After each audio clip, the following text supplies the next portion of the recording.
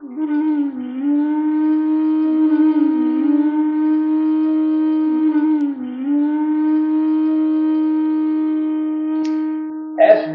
camp, we are here in Athens, camp of 2018.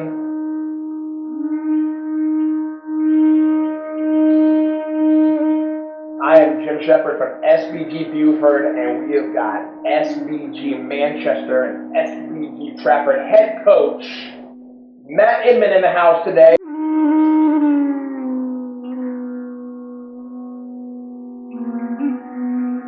For people who are under a rock, give them a brief synopsis of who you are, your history, your background.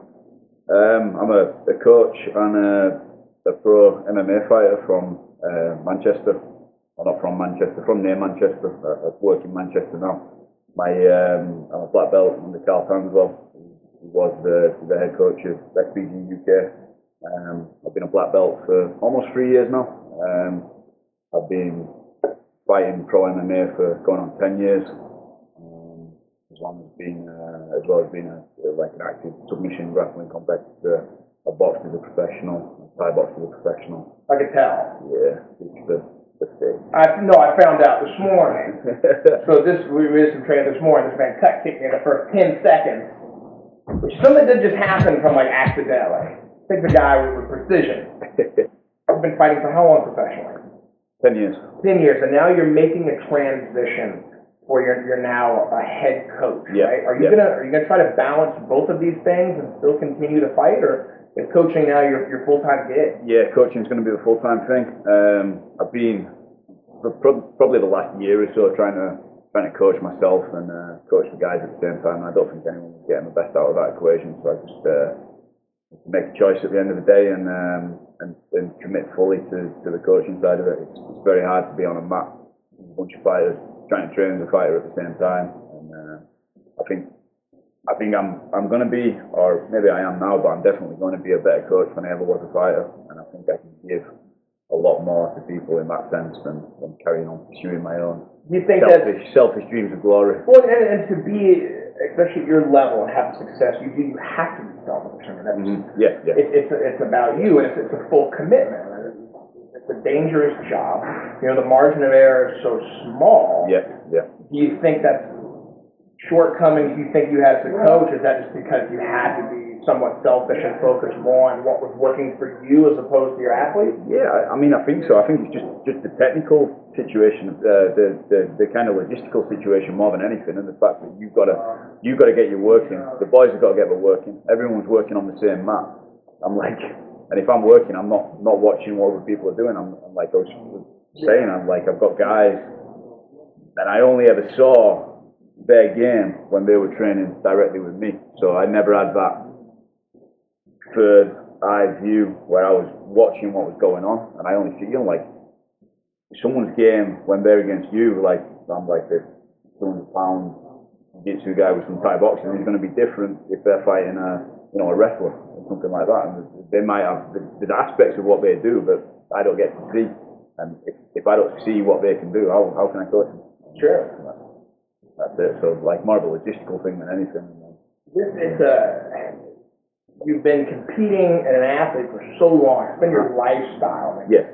Sure, you've been a part of the gym and you've been coaching, but your bread and butter has been a pro fighter. When did you make this decision that you were going to move to coaching? It's kind of been a gradual thing. I lost my last fight and just made some bad decisions in the fight, and just kind of. Look, BT Studios, and I'm with a man, and that's not paint on your t-shirt, by the way, that is blood for the viewers watching at home. Matt Inman, absolute war out there against Chain Mills. You come out, you've got the stitches, but you got the win. Are you happy with that? Yeah, I'm happy I got the win. I'm not so pleased with the performance. After that, and not from the fight, but then I bounced out of that, and I sustained a back injury, and I spent a month not really being able to move too great, so I wasn't coaching, and that was the first time I was kind of sat on the mat, kind of watching what was going on and thinking, oh right, well, this is how much I've been missing when I've been trying to run practice and training practice at the same time, and it wasn't working, and that kind of gave me the idea, and then as I went on, I just realised that I think sometimes in life you've got to commit to something. And you've got to make a decision to go one way or the other. You can't do everything at once. And then you know, unfortunately, the loss of Karl as well kind of left me without, you know, that buzzy ears that I'd used for so long to bounce things off, and just felt like it was time to step up and start doing it for real, giving it 100%. How has that transition been? It's got to be a lot for something that's been. You've always had dreams of going to the highest level and making this your living. How is that as a transition, just on a day-to-day basis? You know, all of a sudden it's all about the grind and the dieting and the training, and then one day it's not there. I think, and I've kind of read a lot about this, and you see it like in retired athletes, particularly like, I don't think I ever got to a particularly high level or anything, but there's a boxer from Manchester called Ricky Hatton, and he was at, you know, world level. He fought Pacquiao and Mayweather, but he pretty much beat everyone else, and he was a hero in Manchester. And then he retired, and he ended up like kind of depressed and kind of drunk and all that kind of stuff. Just a kind of sad story, and I think that's kind of a route people could go down, you know, on retiring. So the two things, like anyone who's in a similar situation, I'll probably advise is have something to do, something to focus on. Because if you I guess it's similar, like I've never done it, but like coming out of the military or you know, like leaving a job that you were really into or something like that, and then it's just shit, all of a sudden I've got all this time in the world, what am I going to do with myself? But like, if you have a plan and you know what you want to do and what you want to do going forward, and you still have a purpose, then that becomes your road work in the morning that you're not doing anymore. That becomes your reason to keep your diet right, to stay away from the booze and the whatever. And I feel like, to be honest, I'm a pretty chilled out person anyway. I don't let things get to me too much. Like, if I don't fight again, I don't fight again, whatever. But at the same time, like, having that kind of laser focus on a purpose and being able to switch has been perfect for me. Like, I always knew, like, at some stage I was going to be a coach. Right? Like, I'm a lifelong martial artist. It's all I've done all my adult life. I never wanted to do anything else. I can't think of doing anything else. And then the logical progression, if you can coach, and I think I can coach all right, is to move on to that next stage, and that was the thinking behind that. Sure. I was having a discussion with one of the other pros in SBG, Zach Cooper, earlier, and we were talking about the different personality types and what gets people into this sport in the beginning. Yeah. Some because they're just so athletically gifted that they may not even enjoy the process, but they're good at it. You get others who have that passion for martial arts, and some just are born with that fighter's mentality, even if they're not good. They love the competition. You know, they love the adversity and the pain. What was it that really made you want to embrace that lifestyle? I think in the early days, I walked into a gym because pretty much like everyone else, I just wanted to know how to handle myself in a fight. I wanted to be able to defend myself. I'd never had any kind of intention of competing or anything like that. It was just like, pretty cool to learn how to fight and defend myself and stuff like this. And then it's like, you seem to find with everything in life, the goalposts shift a little bit. So then I go from there, and I thought, like, maybe it'd be cool to have one fight. It was Thai boxing at the time. It was Thai boxing I did first, and I had a Thai boxing fight, and I was like, what am I going to do now? Let's have another fight. Let's have another. And then before you know, it's like 13 years down the line, I've had 60 odd fights all in all when you combine everything, and it just kind of went like that. It just became what I did. I don't think I ever had I'm not an athlete. I never came from any particular like sporting background. I did a bit of sport when I was a kid, but like nothing to write home about. You know, nothing special there. And I don't think I'm like particularly like a fighter. Like, you know, those guys who just born to fight. I just feel it in my blood. It's just what I want to do. I don't think that's me, and I don't think at the same time I'm not like you know, an incredibly esoteric guy about it who just understands everything and can do everything. I just enjoy doing it, so kept doing it, and here we are. And that's probably what makes you a good coach, is that you enjoy the process. Exactly, yeah. You know, and I think that's one thing that these fighters within SBG is like, so many of them go on to be good coaches because they are a part of the community, and I've never seen a gym or an organization where the guys all help each other out as much as they do, so they don't have those problems like you were talking about earlier when it's all over. And then you just find yourself like a 38-year-old without a lot of skills, and you're like, what the hell am I going to do now? There's a lot to be said for that, and that's one of the things I noticed straight away from coming out here, is like the culture that Karl engineered for us is exactly the same as the culture you guys have out here, where, you know, like me and the guys at home, we're all kind of always there for each other. We're more than a team. We're close, and like it's almost like family. The gym feels like family, and it's that same vibe out here. It's a cool thing to be a part of, and it's a cool thing to come to the other side of the world where I've never been before, and then see that same vibe going down. Sure. You brought up Karl. I mean, he was one of the most fantastic coaches I've ever seen, and this puts you in a position where you're not only being thrust into this position with a lot of responsibility, but it's also big shoes to fill. I mean, you did some really great things. How has it felt so far, and how do you feel about this challenge? Yeah, I mean, like in my opinion, Karl was, certainly the best guy. Like, kind of not stop and like. I'm not here trying to do that. I will ever be that guy.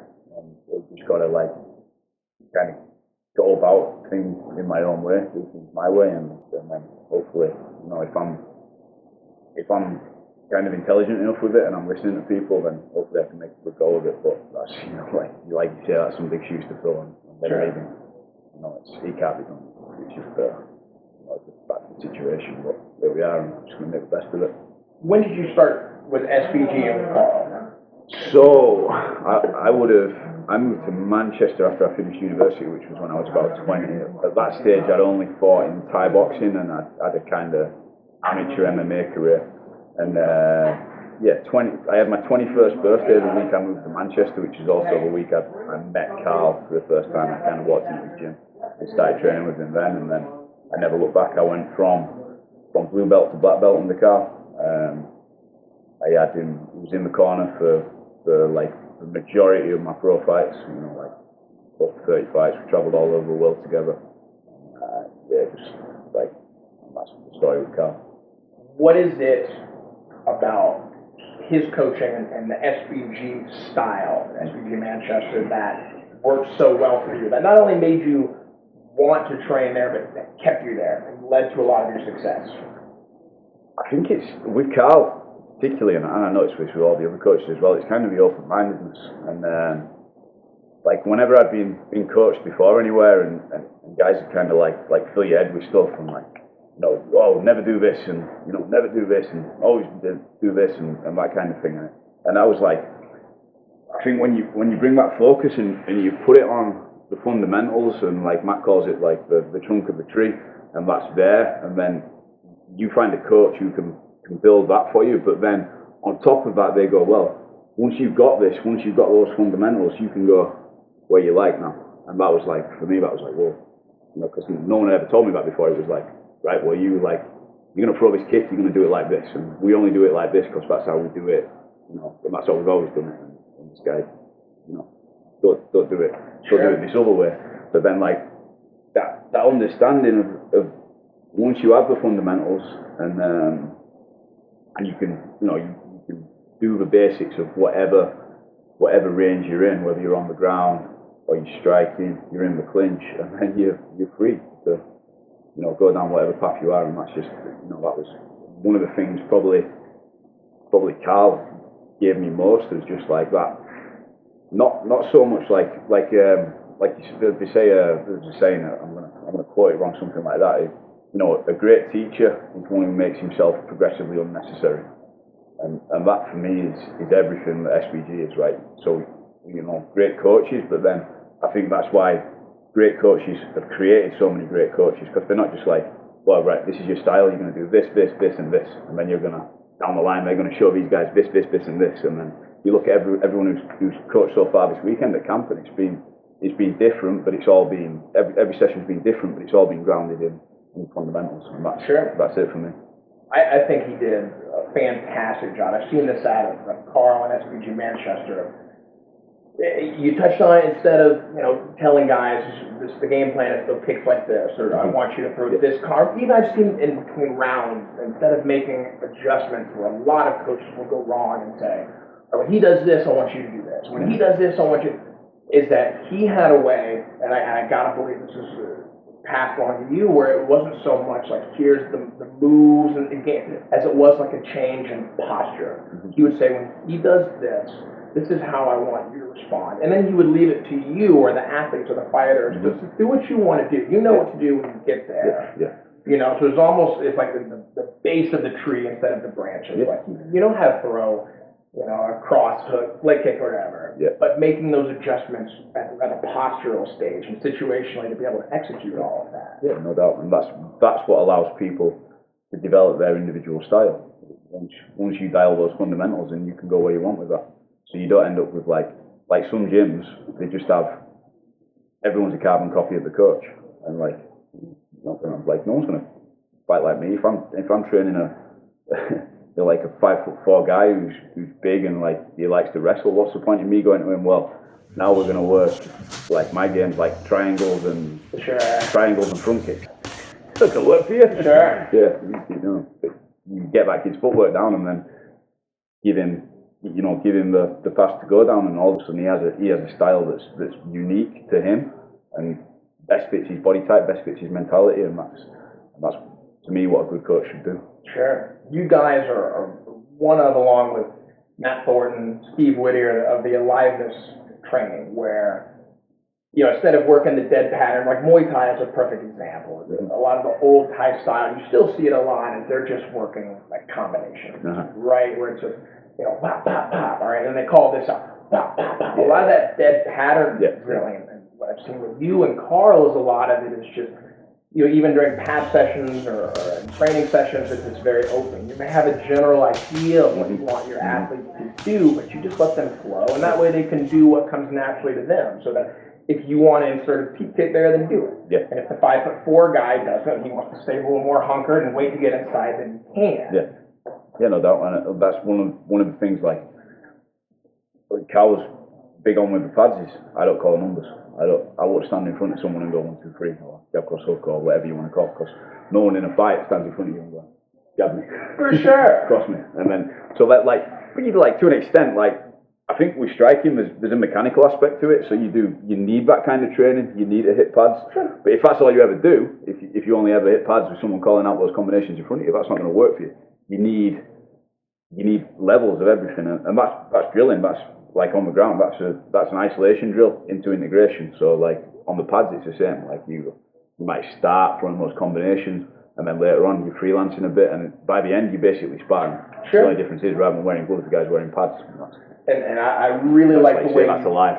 You guys have a lot of involvement. I've straight up taken that from you guys to where. And instead of putting you in a situation where you hit, and you wait to be told what to do, he really brought that where it's very interactive. And you might hit, and then you better circle out or jab out, because he's going to throw something right or throw a kick at you, and you need to be ready for it. And I got to believe that's a huge part. I mean, you're very fluid. And you'll hit things, and then you always find yourself in a position where you're ready to go back on defense. And I got to believe a lot of that's coming from that aliveness training style. No doubt. You're a pad man. You're going to stand in front of him with your hands down afterwards. He's going to crack you. Sure. So you better move. You better move side to side after you throw or whatever it is. You better put your feints on. You better jab out. And that's like you said, aliveness. Exactly. What is in the U.S. over the last 20 years, MMA is just blowing up. What is it like over? Is that replicated over in Europe? More so, less? I think we were behind the curve as usual from the start, and then we caught a bit of in the early days. So not the early days of the early days of UK MMA. I was a kid, but when I first started, it was very very basic, very everyone kind of cross trained and went. And Karl was one of the first guys who actually right, we're going to train MMA together. You're going to train striking, clinch, and ground. We're going to do it in the same place. You're not going to go do your jiu-jitsu at Gracie Barra, do your boxing at the boxing gym, go do some Muay Thai at the Muay Thai gym. Try and find a wrestling coach if you can. He brought it together and then started looking at those transitional areas. And I think it picked up a little bit around tough and stuff like that. And then there's been an explosion in the past few years, courtesy of Conor McGregor, pretty much, I think, and that's, you know, like, I know it's massive in Ireland, but that's a massive carryover to the UFC, to the UK as well. So it's on the up, and there's a lot of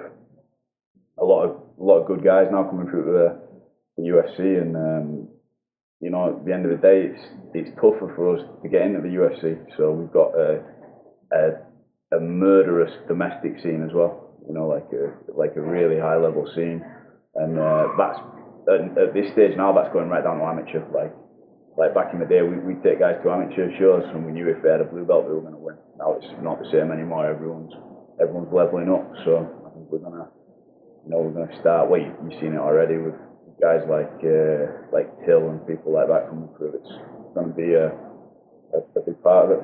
Sure. Have you been able to go over and train with the guys in Ireland? Yeah, I trained a lot with Gunny, because in the early days Gunny would come and stay with Karl when he was training over there, and then I've done a lot of work with Karl Tanswell and Chris Fields and those guys. I've been on a few of their fight camps, stuff like that. So yeah, I've got a great relationship with those guys.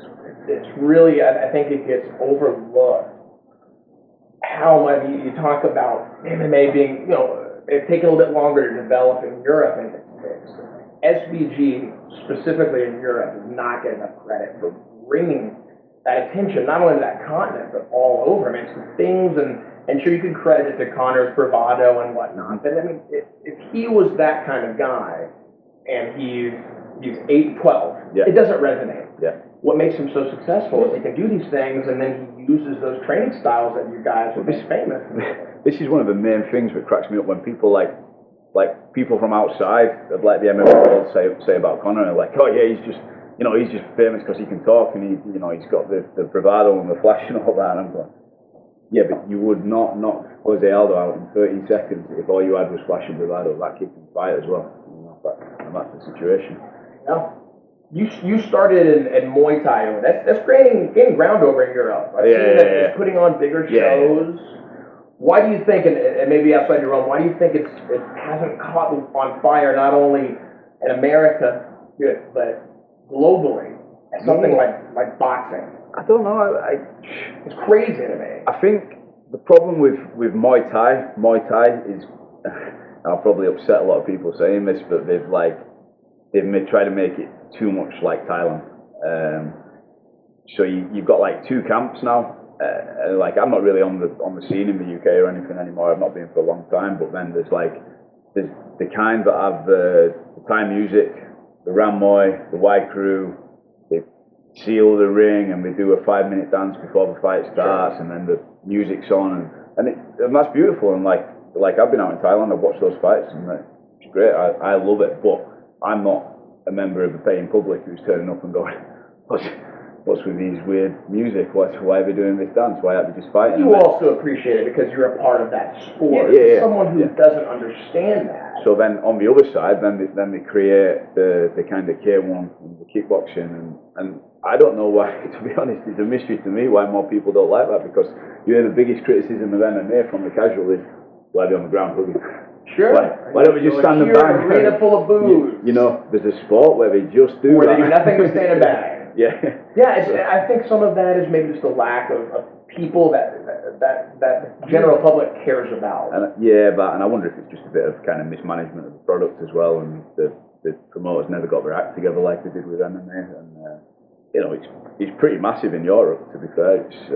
Why do you think that is? Why do you think it's caught fire the last few years in Europe? Well, it's been around for a long time, really. I think with the heritage and the Dutch thing and Raymond Deckers and Kamen and all those. Do you think that a lot of it is attributed to that surge coming out of the Netherlands? Yeah, the Netherlands in the early days, and to be honest, the UK's always had a really strong kind of Thai boxing scene as well. There's guys like Ronnie Green, who's from Manchester, and Master Toddy trained a lot of great fighters who was like Karl's wife, Ella Year, she was then, Ella Tanswell, now obviously was a world champion when she was like 16, 17 years old under Toddy, and that's good. I don't know how old she is, but probably 20 years ago now, and so it's always been around. We have a very strong kind of Muay Thai base, and it just like you say, it's kind of the the way they present it, it's kind of a niche thing, and the only thing I can think is just being like mismanagement by promoters, and they've never got the break they need. And I don't know.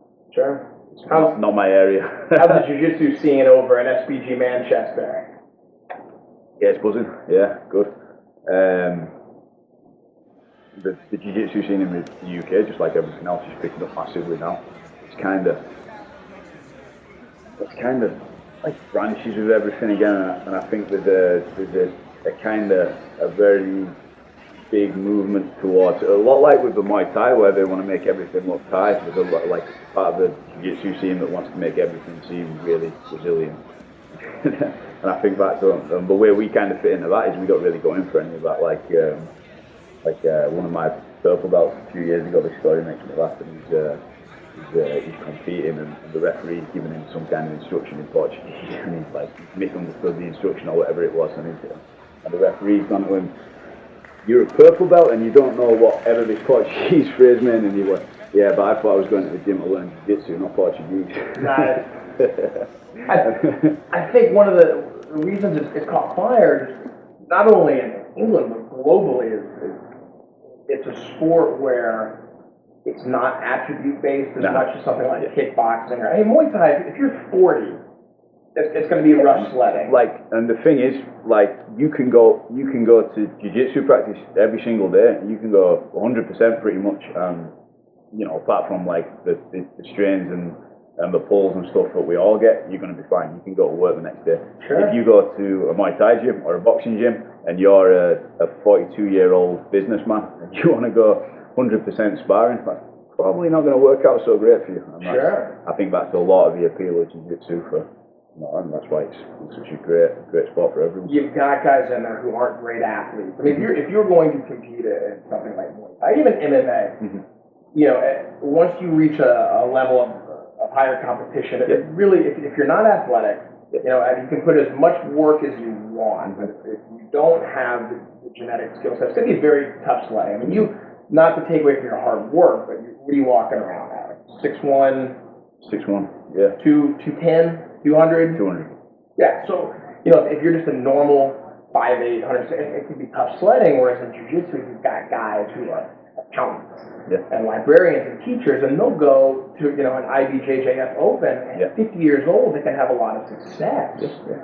You guys seen a lot of that inside of Manchester? Yeah. Like, everyone, like, all ages, shapes and sizes coming through on the mat, all just working together and just being part of the scene. It's, you know, it's great. It's great to see. So you're coming in now. You're the head coach. What is it, throwing all modesty out the window, what do you think is your best attribute as a coach? You just got done doing a section for 150 athletes. I heard the ovation out there. I mean, the feedback has been really good. I just love the game, and like, I think if you truly, honestly love what you're doing, you're passionate about it, and you put the hard work in, then you're gonna, like, hopefully be good. Sure. So yeah, just no secret. And I don't think I was you know, like, born with any special ability to be a coach or something. It's just what I like to do. Gym's where I like to be. When I'm not in the gym, I'm just thinking about this stuff constantly, and that's kind of it. That's probably what it is. I mean, people want to follow someone that leads by example, and when they've got a coach who lives and breathes it, and you're not asking them to do anything you wouldn't do, and you've probably already done. I gotta believe that's probably one of your traits is that you walk the walk. Yeah, it's crazy to see. Like, I understand as a coach gets older that they can't train with the guys as much anymore, and you know, do the hard sparring or whatever. But you know, if you stop, if you don't get on the mat at all and do like a little bit, you know, then what are you doing? Like, how can you relate to what your athletes and your students, whoever it is, is doing if you're not doing it yourself and you're not enjoying it? Sure. So your guys that you've got coming up, that want to be, you know, coming up, and whether they end up being fighters or not, they're coming through the system, maybe going through, you know, their training camps, and they're amateurs. The last 2 years, we've seen a lot of debate and dissension over sparring. Quantity, how often, how hard. Yeah. What do you, let's take someone who's newer and they're an amateur. How do you feel about live sparring? How hard, how frequent? What do you think is beneficial? Grappling as much as possible. What we call, I have in my gym 3 kind of levels of sparring. I'll call touch spar, where we're literally just tapping it out. Tech spar, where the shots are going in, but we're not like, putting much onto them. Which would be more like what we did this morning. Yeah. I'd say that was probably somewhere around, tech spar. That was tech sparring. Yeah, that kind of level of work, and then not so much outside of competition preparation, but a little bit of harder sparring and very limited, but enough. And this is only for athletes who are going to compete, to give them that feeling of the competition. Because I want in the safest possible way, and I'm talking sparring, gloves, head guards, all that kind of thing, to give a little bit of that feeling of what it's like to have someone trying to put a shot on you that's actually gonna pop a little bit before they get in that cage. Because I wouldn't feel good sending an athlete in for their first fight knowing that they'd only ever kind of touched it out.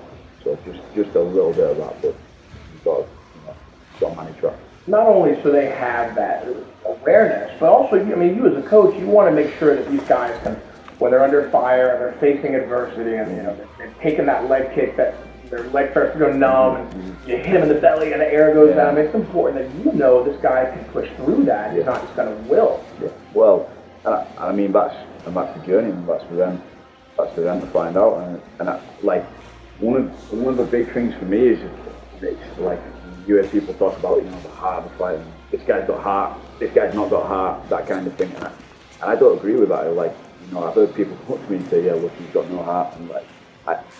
What is it? You can't teach heart, and I think you can. And we're not talking about heart. We're talking about mental toughness more than anything else. So you can absolutely teach that, and that's we try and do that in the gym in the safest way possible for athletes who want to compete, or even guys who don't want to compete. Like if all you do is raw, at some point it's going to be good for you to test your mental toughness. Whether that's like, oh, this guy's had the inside control for 4 minutes, maybe I just tap out, or then, no, I'm just going to grit it out, I'm going to defend myself, I'm going to see what I can do, and I'm not going to go, should we just get a water break now, or something like that. I'm going to keep going, and that's the same for everyone, and I think that's like, for me, that's one of the things that kind of gets my back up the most when people go, like, oh, he's got no heart, and what is heart? Like, what are you talking about when you say that? Like, heart, that's what pumps blood around his body. That's got nothing to do with that's got nothing to do with how he's going to react in a fight. That's mental toughness, and that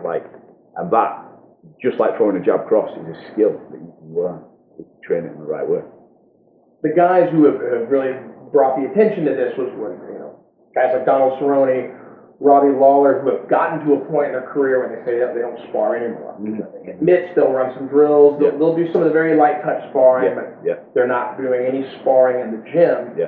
Do you think that when you get to a certain point that's smart to completely abandon it, or do you think that should always be a part of a fighter's game? I think if they feel like that's what works for them and you're that experienced, then why not?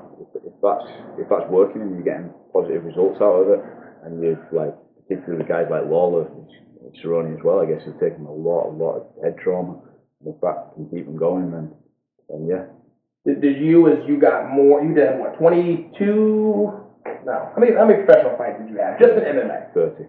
30 pro. As you got further into the process, did you begin to taper off from some of that hard sparring? Was it always part of your regimen, or did you begin to stray away from that a little bit? Yeah, I mean, this is one of those cases of do as I say, not as I do. when I started out, I was pretty stupid. I was just looking to spar as hard as I could, as much as I could, and it's just like, I think like one of the things I learned as my career went on is it's not necessarily that you don't need that combination of volume and intensity all the time. You can play with variables a bit, so it's just like like an equalizer. You can tweak those a little bit to what you're doing to find out what works best for you. I don't think like going into, I know there's some gyms around who go in and they basically have a fight every day. Sure. That's the old, you came up through that. I mean, that was, people didn't know any better. Yeah. And you saw that a lot with guys that they'd be 32 years old, but they might as well have been 50 because they had just taken so much punishment, not only in fights, but in the gym. And this is like, in terms of MMA, and this is one of those things, there's no easy answer to it. Like, people are going to do it, people want to do it, but CTE is a very real thing. Sure. You've got to look after yourself as much as possible. But at the same time, if you want to do this and you want to compete, then you've got to take those little risks. But let's work in a way where we can get the absolute best and minimise those risks. But it's it's a tough balance to find. It's something I think about a lot. Did you continue to make it such a part of your training just because you felt that it worked for you, that it was beneficial for your style, your peace of mind? Yeah, I think so. I think that was it. I felt like, oh man, if I'm not sparring hard, then I'm not going to be ready when I get in the cage. But then, like I think I listened a little bit, and Karl definitely helped me out with this, and he'd say like, he introduced different ways of sparring to me and going a lot lighter and having fun with stuff as well. Like, I think if you're trying to have a fight in the gym all the time, you're not having fun. And if you're not having fun, then you're unless you're a very special kind of person. It can be really hard. I mean, sometimes a fighter is the worst enemy. And guys, especially that have gotten to your level, you have to, I think, just have a certain level of competitiveness. And some people have it and some don't. And I see it all the time with fighters that they feel like they always have to do more. I want people to hit me. I need to feel that pain. Otherwise, they don't feel like they've done everything that they can do. Yeah. That's, I guess that's my job as a coach in a way now, to manage that and say, look, you're done. Especially as you get older. How old are you now? I'm 31. I'm sure. I don't know if you've started to feel that yet, but after a while, you're typically the first thing that goes. It's not speed or power, but it's your ability to recover. And a good coach, what I really like what you guys are doing is that, like you said with Karl, he's able to say, listen, I know you can do this. I know you have the energy for another hard session, but we're not. Yeah. It's not going to be beneficial for you. You guys have a really good eye for that. Yeah, I mean, this is something that always struck me, which probably I'll massively misquote again, but Karl had a placard up in his room, and it was something like, bringing an athlete to the peak of his performance at the perfect time is like one of the most difficult things to do, and it's a combination of this and that, and it's shrouded in the mystery of a living being, and you've got to like if I'm coaching a powerlifter or a cyclist or something like that, I kind of, you're pretty well laid out for that. Okay, so you've got a plan, like how to periodize things and what they're exactly doing, and they're going to come in for this workout and they're going to sprint this, or they're going to lift this on that day, and that's that. And then you can kind of time the stress and the adaptation. And the problem we've got in MMA is, right, so today's a grappling session. All right, well, what does that mean in terms of stress, adaptation, recovery? Like, you might grapple, you might end up mounting people the entire session, never work hard. You might be scrambling your ass off for 45 minutes, and you're going to be knackered the next day. And this is the thing with coaching MMA, and you're doing that in 3 different ranges. And then you're trying to put conditioning on top of that, and everything else it's very, very, it's hard, but that's the experiment. Sure. How much, when you were active, how much strength training were you adding into your routine? In the early days, I used to do a lot. I had a really good strength coach called John Bond, who is part of SBG Australia now, as it happens. Because he moved to Hong Kong, and then he moved to Sydney. And then when he left, I was kind of like, just the story of my career, basically. I was struggling for time, balancing everything out, kind of doing a lot of coaching in the gym, studying for a law degree, working as a doorman to try and pay the bills while I wasn't making much money fighting, and something I had to give, and it was strength training. And I think that's like, it's an extremely important part of the training, but it would be down the pecking order. It's the last thing. So if something has to give, which hopefully it doesn't, it's the first thing to go. Yeah, I feel like a lot of guys overemphasize that. Yeah, I see like guys doing like 1 grappling session a week, hitting some pads, and then they're out training like CrossFit athletes. Sure. Yeah, I mean, especially guys at a higher level should really just be supplementing. I mean, as you got further along, how many days a week would you actually focus on strength work? Yeah, like maybe 2 maximum. I think in the early days we were doing 3 a week, and then that came down to 2, and then eventually it was kind of just 1, like like a speed session and that kind of thing. But you know, like we periodise that thing, and there's probably people a lot more qualified to talk about that kind of thing than I am. But I think that, like, one of the issues, particularly with MMA fighters, again, is if they go somewhere else to do a conditioning session, and that coach is not in tune with the coach in the MMA gym, then how do we ever know what's going on? Like, sure. If you're going to go to a strength gym and they're going to train you like it's the only session you're going to do today, but then you've got to go back and do 2 more sessions at your gym. Sure. You can't be the best at everything. You can't prioritize everything, right? Yeah. So you're one of the more accomplished and acclaimed fighters to come out of England in a while. As you start to wrap up the competitive side of it, you'll still be very involved in it with SBG gyms. What is it about MMA, not only in England but in the world, that you are most excited about as far as where they are in the direction that it's going? What are you most excited about? Like, you've been around since when did you start? I don't know, man. About 13 years ago. So very different. I mean, people who weren't around back then don't 2005. understand how different. Massive. It wasn't abundant. I mean, finding training was very hard. Yeah. You know, and watching it was just as hard. I used to watch K1 at 2 o'clock in the morning. Yeah. It was the only way I could, and then UFC maybe 5-6 times a year. So it's become incredibly prevalent now. It's easy to find. It's easier to train. What is about the sport where it is now and that you see in the future are you most excited about? To me, it's like it's the evolving nature to be involved in something that's evolving so fast, and like literally from year to year it looks different. Like, and that's not happening. That doesn't happen with football. You know, football. People know the best way to play football or soccer or whatever you call it. Boxing, right? Like, what realistically at this stage are we going to see in boxing that we've not seen before?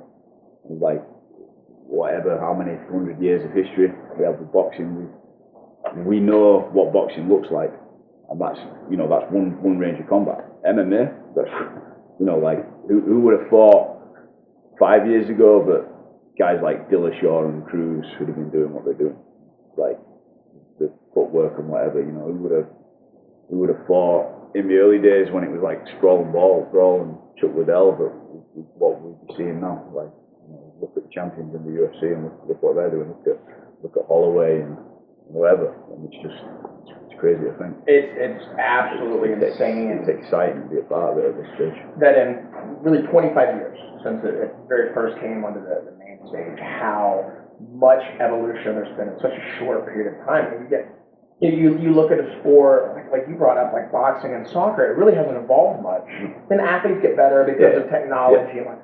But you look at guys who are just absolutely dominant and unbeatable in MMA, and it only takes 4 or 5 years for that next wave. I mean, the evolution is just so high where you might get a guy in the early days like a Tito Ortiz or a Matt Hughes, who's untouchable, and all of a sudden they're very touchable. Now they just look like dinosaurs. Someone like a Lyoto Machida, nobody could figure out until they figured him out, and it's just the level of athletes just continues to get insane. And I think as it continues to get bigger, a lot of these guys who, these natural athletes, these hard workers who are going into football or basketball are now going to start to go into MMA, and just the quality of people that you're going to see. You get guys like a Ronaldo or a Wayne Rooney or whoever who are athletes, and now they decide, can you imagine like Wayne Rooney as a lightweight? And I guess that's going to be like an economic situation with it as well. Like, as the thing grows and the money gets bigger, it's going to attract more of those people like that, and that's going to be the thing. And that, like, for us as coaches, then great. Like, we could have athletes, but let's try and give those kind of once in a lifetime athletes the real technique as well, and that's when you end up with someone special, someone doing something special. That's like a Conor McGregor, like guy's a serious athlete in any sport he plays, but also he's a student of the game. He's a martial artist, and you combine those two, that's when you end up with your McGregors, your GSPs, guys like that. Now, on the flip side, is there anything about where the sport has gone or is going that you don't like as much? Man, I don't concern myself too much with that. I guess there's always kind of that. It's the fight game, which is always going to be a grubby world. It's always been the same with boxing and with promoters and stuff. But all part of it. It's a necessary evil because that's what gets it out in front of people, and that's what gets people hooked on the sport. And then for me, it's not so much for the fights and the occasion and stuff like that. And it never was for me when I was fighting. It's the sessions in the gym with the boys, and the training and just the enjoyment, and then the thought of stepping into the cage, whether that's in front of 200 people or that's on TV in front of thousands of people. It doesn't matter because you're challenging yourself. That's what you're doing, and that's what's cool to me. I try not to focus on the kind of negative side of it too much, and just the kind of the beautiful purity of what it is we're doing. Sure. As someone who's a true martial artist and who's spent a lot of time, as your career, is passionate about it, what would you like to see done, or what would you do? And it could be a rule change, or from a publicity standpoint, that would be most beneficial for the sport. I don't know if I'm qualified to say that. I'm sure, man, you're more than qualified. I'm sure along the ways there's things maybe that you've encountered, that you're like, man, they should fix this, the way it's presented, the way it's done. That would just make the sport more appealing. Well, I'd love to see guys getting paid more.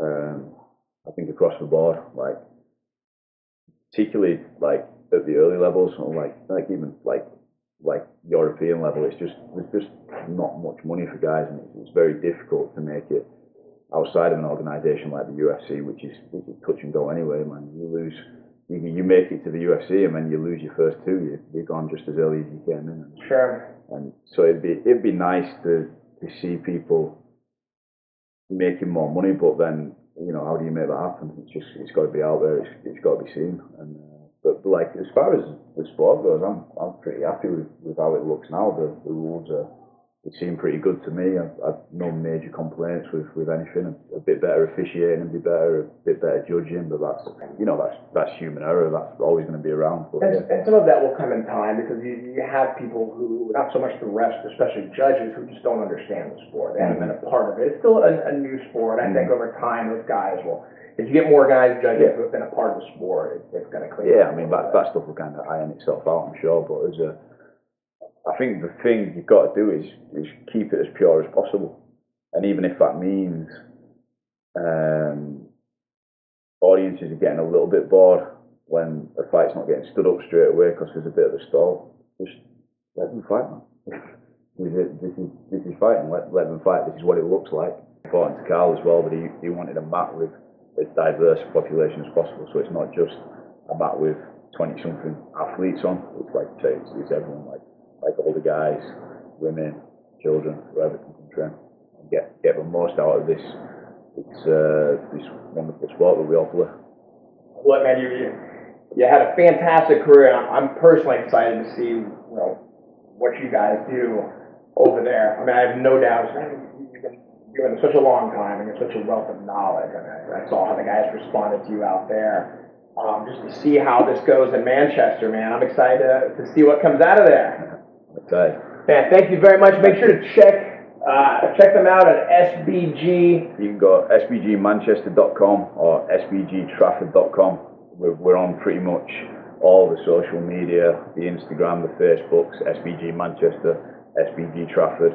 And you can pretty much find links to all the fighters and all the other SBG gyms in the UK. We've got a strong kind of national organisation there as well. That's Matt Inman, closing it out on the SBG podcast.